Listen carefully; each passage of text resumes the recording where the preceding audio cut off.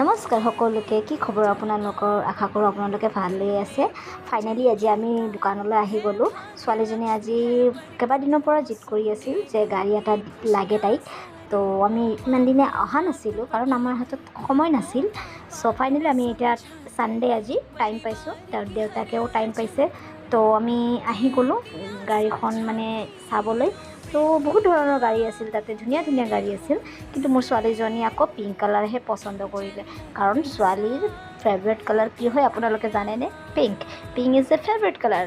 চ' finally এতিয়া ৰাস্তাত তাই গাড়ীখন চলাই আছে, তাৰমানে চেক কৰি আছে যে গাড়ীখন ঠিক আছে নে নাই।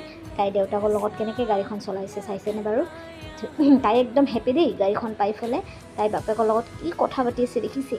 গাড়ীখন মানে চলাই গ'লে তাই বিৰাট হেপী। তাই মানে তাইৰ মন পচন্দৰ বস্তু এটা পাই গৈছে ন।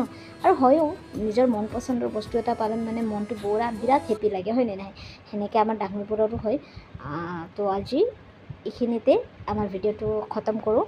চ' যদি আপোনালোকৰ আমাৰ ভিডিঅ' চাই ভাল লাগে তেনেহ'লে লাইক কমেণ্ট শ্বেয়াৰ এটা কৰি দিব আৰু লগতে ছাবস্ক্ৰাইবো কৰি দিব। আৰু নেক্সট ভিডিঅ' কেনেকুৱা ধৰণৰ লাগে কমেণ্ট কৰি জনাব দেই। বাই, আজিলৈ ইমানতে।